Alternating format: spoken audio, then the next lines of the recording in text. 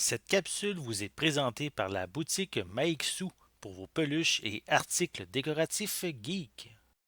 Bonjour, ici Pat La Rochelle pour Ciné Techno et aujourd'hui je vous parle du jeu Harry and the Secret of Seasons. Développé par le studio indépendant belge Exin et Fishing Cactus et publié par Modus Game, le jeu est disponible sur les plateformes PC via Steam, Nintendo Switch, PS4 et Xbox One depuis le 1er septembre 2020.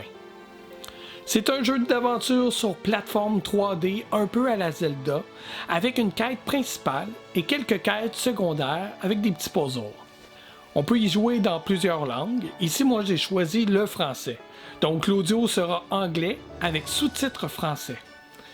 Avant de lancer le jeu, on peut choisir sa difficulté, soit facile, normale, difficile ou folie. Vous incarnez Ariel. Désolé. Elle préfère qu'on l'appelle Harry. Flynn, son frère, l'apprenti guerrier légendaire, est disparu et le village se fait attaquer par des bandes de hyènes. Et comme si c'était pas assez, les saisons sont sans dessus-dessous, complètement déréglées. Et votre père, le gardien de l'hiver, est trop traumatisé pour pouvoir faire quoi que ce soit.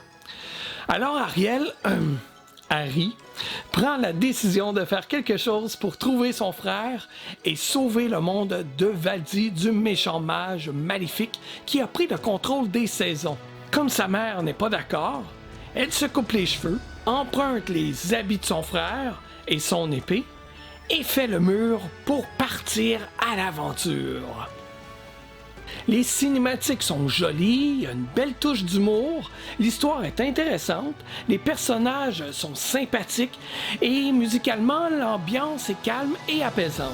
À première vue, les graphiques ne sont pas hyper détaillés, même qu'on pourrait se croire dans un jeu datant d'il y a quelques années. Je me demande cependant si c'est voulu dans le but de donner un petit look rétro ou enfantin au jeu. Parlant de rétro, j'aime qu'on voit une partie de la map dans le coin inférieur droit, avec notre personnage pixelisé qui marche sur la map lors de nos déplacements.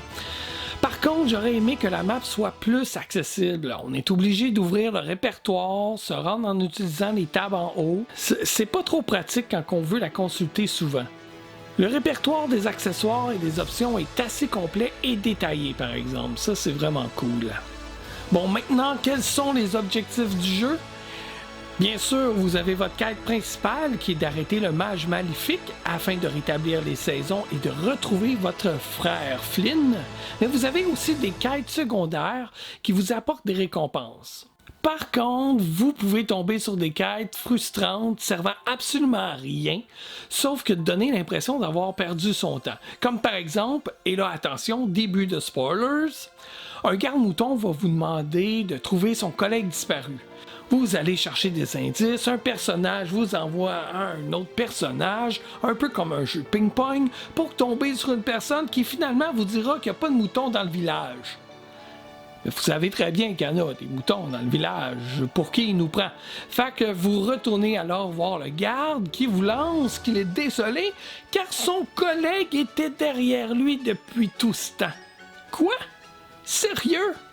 Puis ça fait partie de la quête principale, ce passage-là?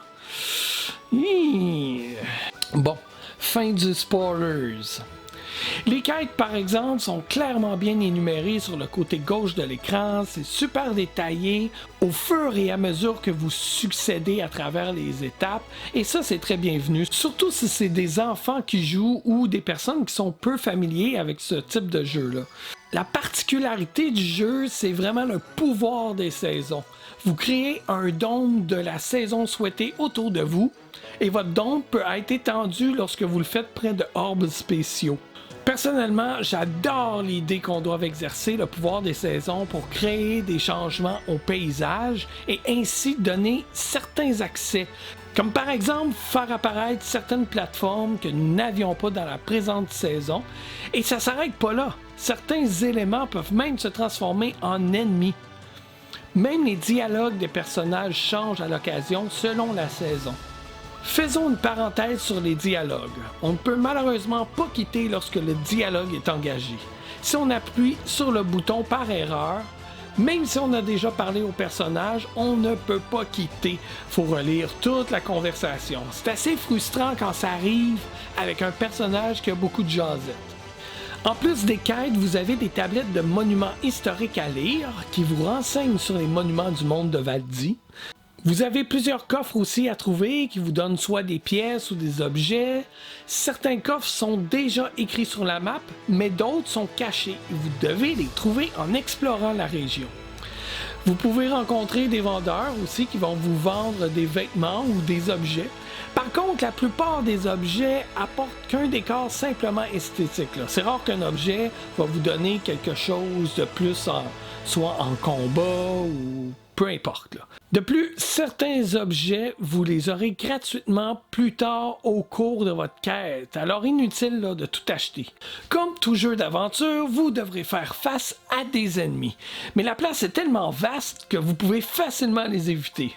Donc pas obligé de toujours engager le combat lorsque des ennemis se présentent, sauf lorsqu'il faut vaincre un ennemi pour débloquer un accès, ou pour ouvrir une porte, ou encore pour se servir d'eux pour accéder à des endroits, admettons, en hauteur, afin de poursuivre l'aventure. Outre ça, il n'y a pas vraiment d'avantage à combattre parce que c'est pas ce qui nous aide à améliorer nos compétences. Les améliorations, on les atteint en allant voir un petit monsieur qui va nous les vendre. Si au moins combattre des ennemis nous aurait donné, je sais pas, quelques pièces, déjà on aurait senti le besoin de les affronter plus souvent pour ensuite aller voir le petit monsieur puis acheter nos améliorations. Je trouve ce côté-là dommage un petit peu. On se sent pas récompensé d'avoir combattu et remporté une bataille. En général, le jeu est amusant. Par contre, j'ai eu trop souvent l'impression de jouer à une bêta plutôt qu'un jeu vérifié, corrigé et terminé pour être vendu sur le marché.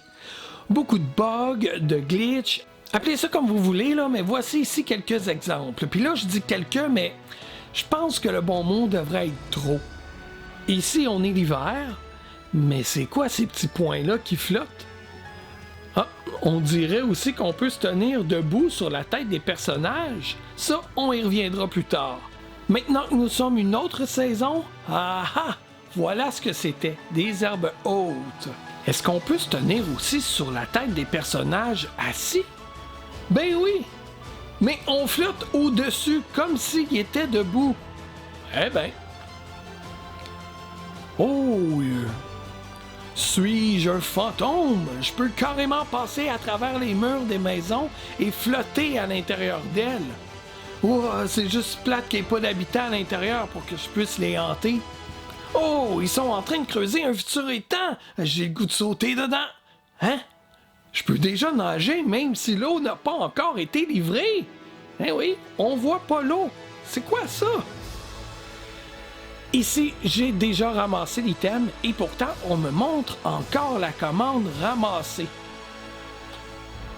Oups! C'est quoi qui se passe ici? Hiver, été. Hiver, été. Même en se promenant. Pourtant, mon dôme de saison est activé en mode été. Ça, c'est quelques-uns que j'ai pu enregistrer en jouant, mais j'en ai rencontré d'autres. C'est un petit peu dommage. D'autres difficultés rencontrées durant le jeu, certains objets sont difficiles à atteindre et c'est pas toujours évident de trouver comment faire pour s'y rendre. Mais ça, j'imagine que ça fait partie de la difficulté des puzzles. Et autre chose que je déplore, c'est le fait qu'il n'y a pas d'ombre sous Harry. C'est souvent difficile de savoir où on va atterrir sur certaines plateformes et c'est vraiment frustrant quand on tombe de haut et qu'on doit recommencer à monter. Cela dit, si vous êtes capable de faire fi de ses défauts, le jeu et son histoire en soi sont intéressants. On souhaite aller jusqu'au bout pour connaître la fin de l'histoire. Les personnages sont intéressants, les cinématiques sont hyper jolies. C'est certain que si les développeurs offrent une patch réglant les problèmes, ce serait encore mieux et je n'aurais aucune difficulté à vous recommander le jeu, surtout si vous êtes un fan de jeux d'aventure et d'exploration. En résumé, Harry and the Secret of Seasons a le potentiel d'être un bon jeu, mais doit cependant régler ses différents défauts qui sont malheureusement trop flagrants. Alors voilà, c'était Pat La Rochelle. J'espère que cette critique vous a plu. Et si c'est le cas, n'hésitez pas à partager, mettre un pouce j'aime, commenter aussi la vidéo. Et là-dessus, on se dit à bientôt pour une prochaine vidéo. Bye!